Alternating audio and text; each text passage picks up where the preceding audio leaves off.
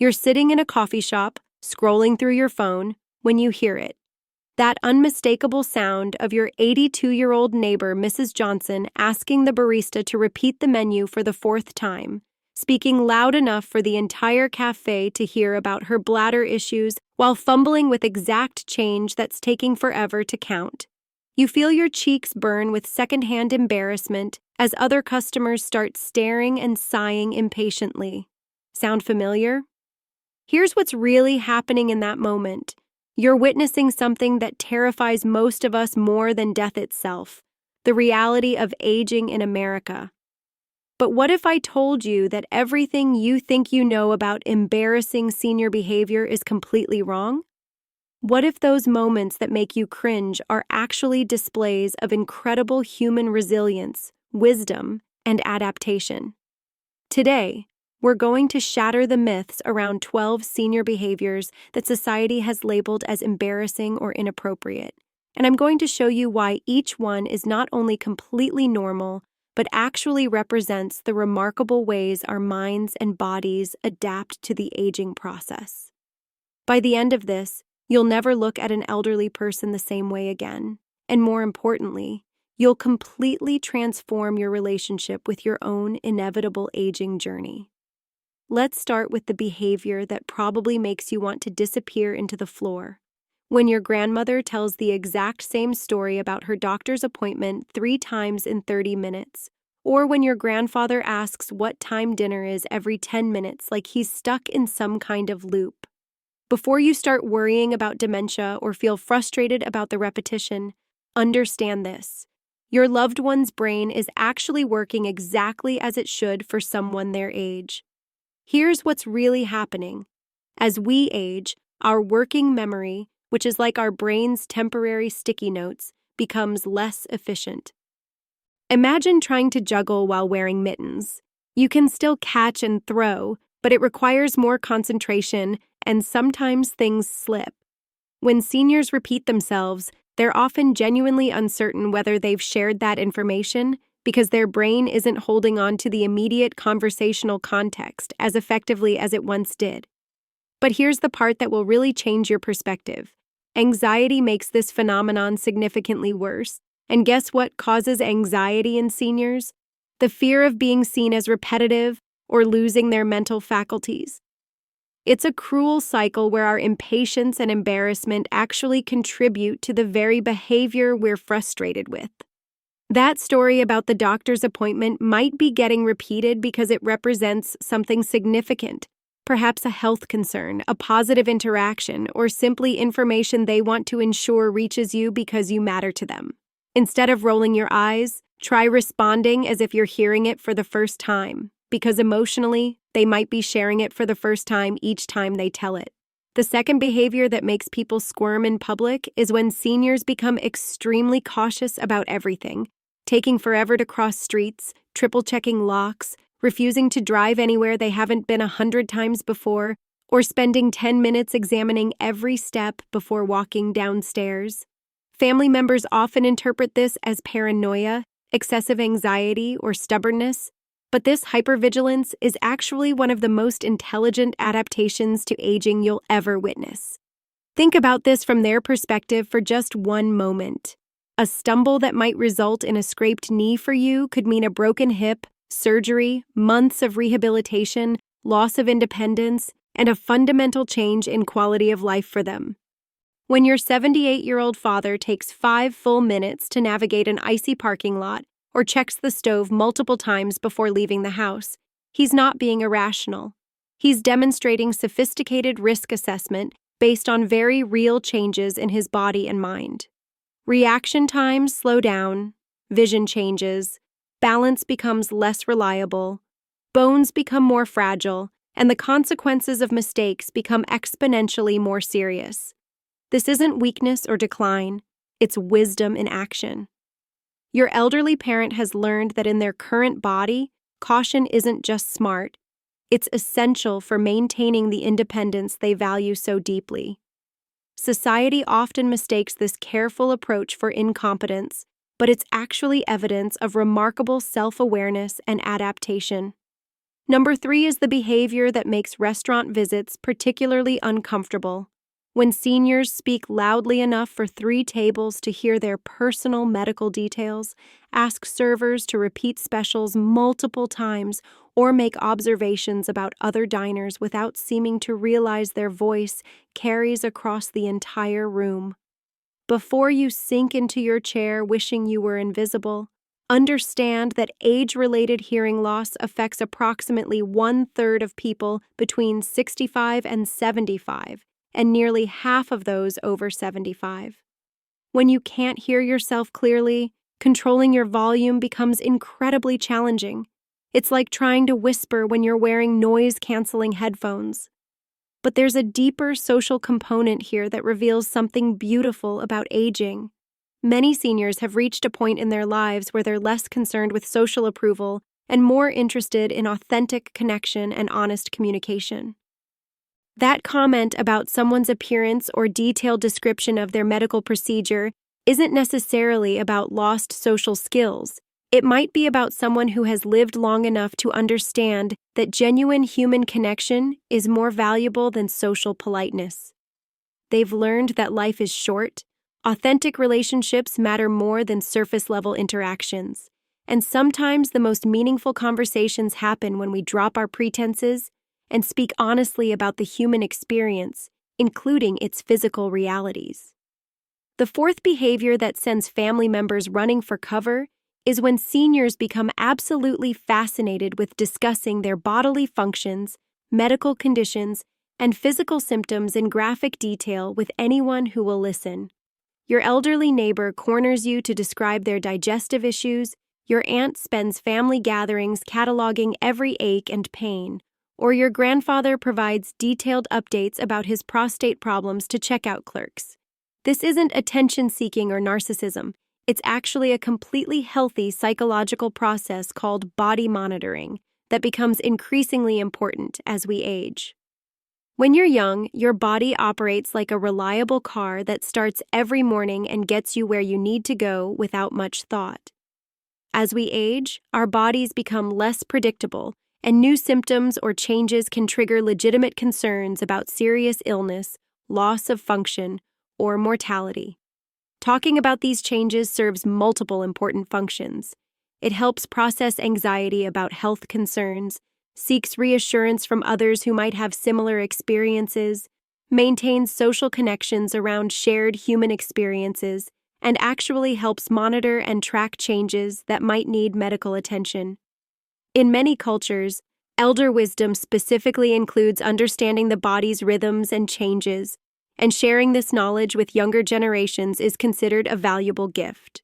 What seems like oversharing might actually be an attempt to prepare you for your own aging journey, or to find comfort in learning that their experiences are normal and shared by others. Number 5 is something that tests the patience of everyone who interacts with seniors, when they become incredibly slow at tasks that used to be automatic, like counting change at checkout counters, reading menus in restaurants, or figuring out how to use new technology. You're standing in line behind an elderly person meticulously counting out exact change while other customers sigh and check their phones, or you're watching your parents struggle with a smartphone feature that seems obvious to you. This slowness isn't stupidity, stubbornness, or deliberate inconsideration. It's the completely normal result of cognitive processing changes that occur with aging, combined with a rational adaptation strategy that prioritizes accuracy over speed. Research in cognitive psychology shows us that while crystallized intelligence, accumulated knowledge, vocabulary, and life wisdom actually continues to improve with age, fluid intelligence, processing speed, and working with new information naturally declines. This means your grandmother literally has more knowledge and wisdom than she's ever had in her entire life, but accessing, processing, and applying that information takes more time and mental energy than it used to.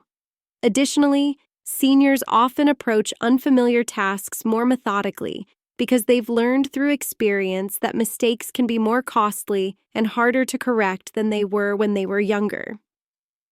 That careful approach to counting change isn't just about arithmetic. It's about maintaining dignity, avoiding embarrassment, and ensuring accuracy in a world that seems increasingly impatient with anything that isn't instantaneous. The sixth behavior that makes family gatherings particularly tense is when seniors become brutally honest about topics that social conventions usually require us to approach delicately. Telling your cousin exactly what they think about his new girlfriend, making direct observations about people's weight or appearance, or offering unsolicited advice about major life decisions with zero diplomatic cushioning. This directness often gets dismissed as a loss of social filter or early signs of dementia, but it's actually often a sign of emotional and psychological maturity that comes with age-related changes in priorities and perspectives. Psychologists call this phenomenon socio-emotional selectivity. As people become increasingly aware of their limited time remaining, they naturally become more focused on meaningful relationships and authentic experiences rather than surface-level social pleasantries. Many seniors have simply reached a point where they care less about social approval and more about expressing their genuine thoughts and feelings, especially with people they care about.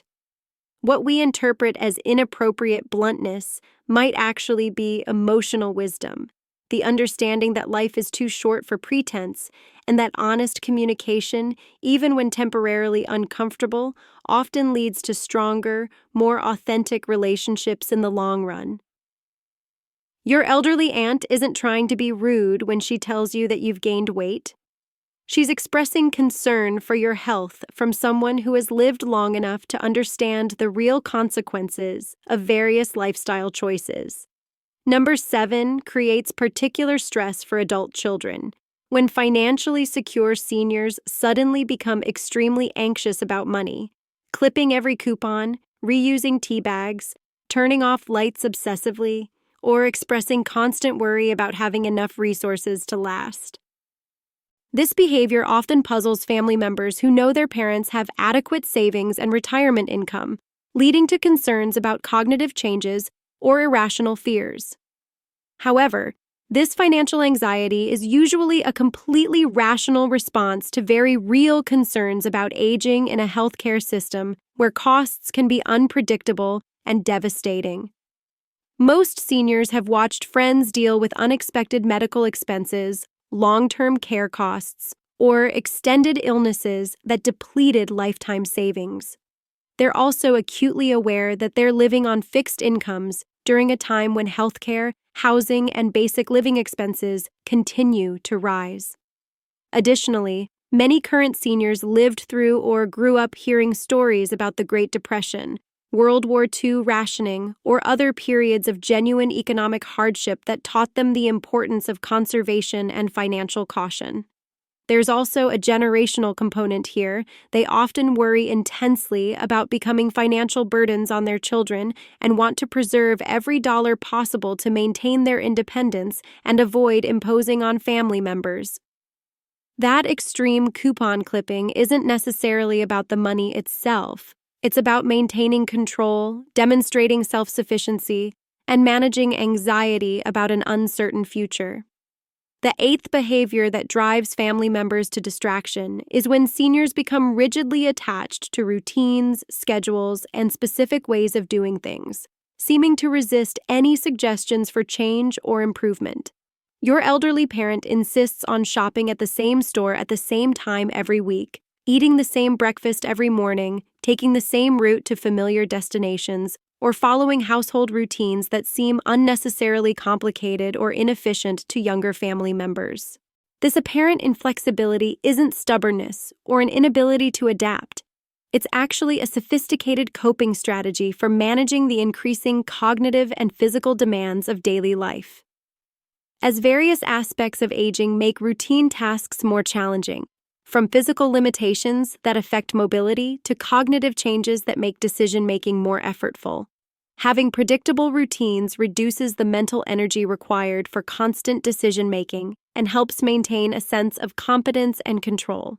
When your grandmother insists on doing laundry on Tuesday and grocery shopping on Thursday at exactly 10 a.m., she's not being difficult. She's creating structure that helps her manage her energy efficiently, remember important tasks without having to rely on increasingly unreliable memory, and maintain her independence by reducing the complexity of daily life. These routines also provide emotional comfort and psychological stability during a life stage that often involves significant losses, deaths of friends and family members, changes in physical abilities, loss of familiar environments, and transitions in social roles and identity. Number 9 often creates the most awkward social situations, when seniors seem to lose awareness of appropriate social boundaries, sharing deeply personal information with relative strangers, asking invasive questions within minutes of meeting someone, or discussing private matters in public settings where others can overhear. Your elderly neighbor asks about your marriage problems during your first conversation. Your grandfather discusses his bathroom habits at restaurants. Or your grandmother shares family financial information with grocery store clerks. While this can sometimes indicate neurological changes that should be evaluated by healthcare professionals, it's more often about social isolation, changing social needs, and shifting perspectives on what constitutes important human connection.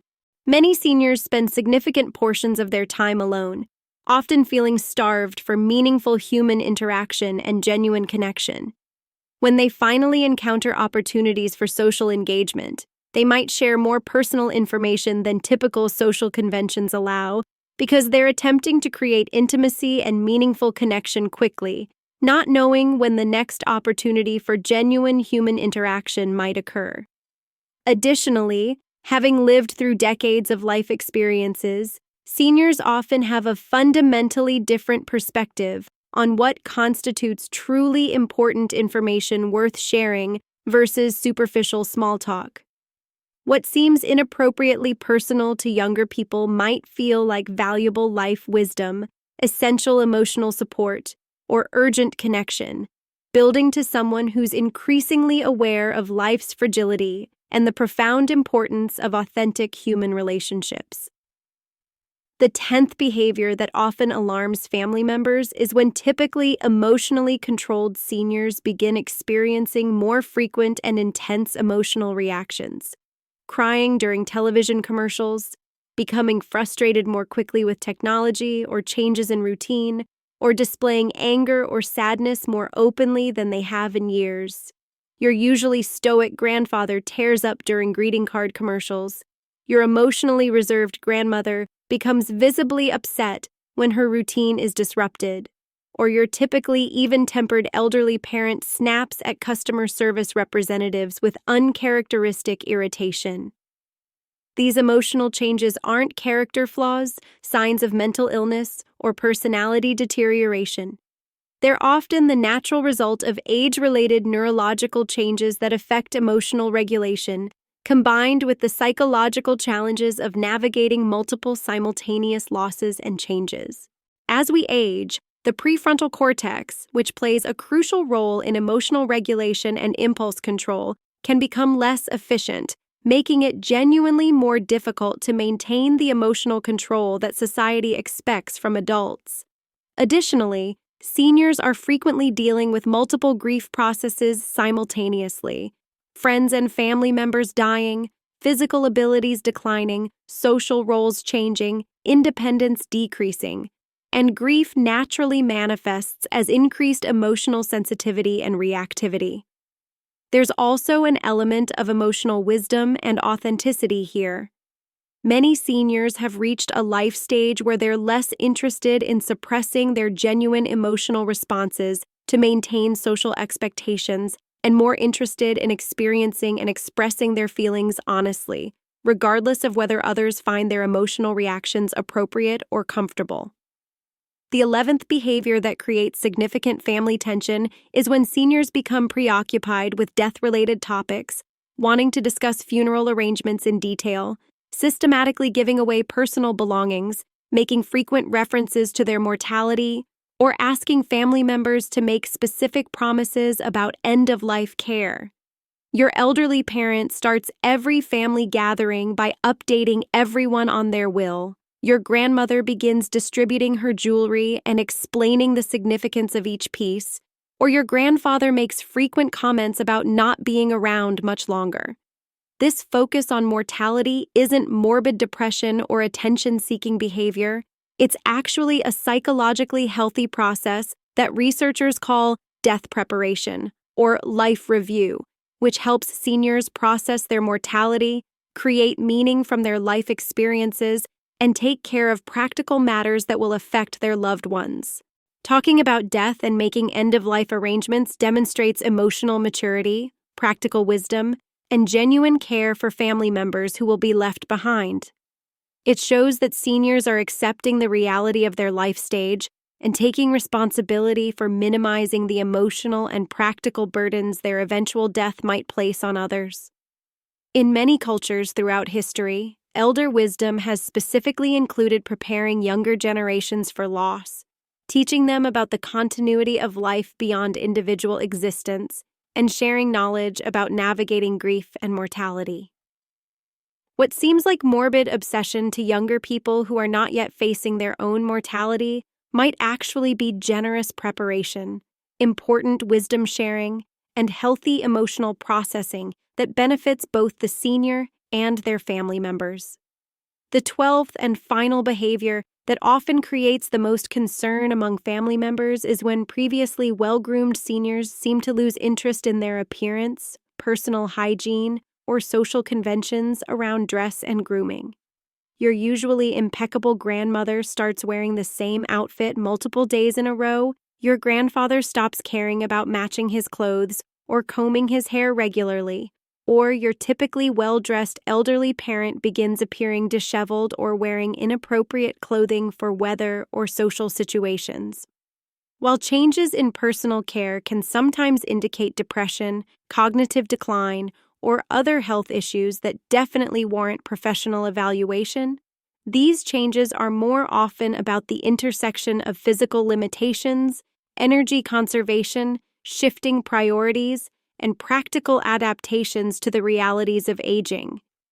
Maintaining personal appearance requires significant physical dexterity, energy expenditure, and cognitive processing that may become increasingly challenging for seniors dealing with arthritis, balance issues, vision changes, or chronic fatigue. Simple tasks like buttoning small buttons, reaching to wash and style hair, standing for extended periods to shower and dress, or coordinating outfits can become genuinely exhausting or physically painful. Additionally, many seniors reach a life stage where they rationally prioritize comfort and practicality over appearance, especially if they're spending most of their time at home, have limited social interactions that make appearance feel important, or are directing their limited energy toward activities that feel more essential for daily functioning and emotional well-being. Sometimes what looks like neglect or giving up is actually intelligent resource allocation, choosing to spend limited physical and mental energy on activities that contribute more directly to quality of life, independence, and meaningful relationships rather than maintaining appearance standards that may no longer feel relevant or achievable. Understanding these 12 behaviors as normal, adaptive responses rather than embarrassing failures fundamentally transforms our entire relationship with aging, both in observing others and in preparing for our own future selves.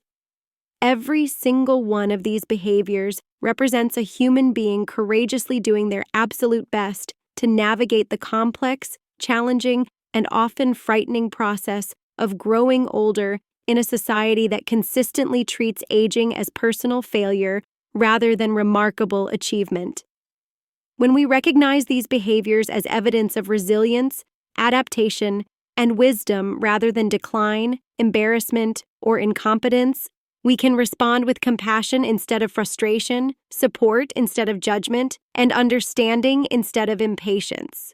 More importantly, we can begin the crucial psychological work of preparing ourselves mentally and emotionally for our own aging journey, viewing it not as a series of humiliating losses and social embarrassments, but as a natural, dignified continuation of the human experience that comes with its own unique forms of wisdom, insight, and emotional growth.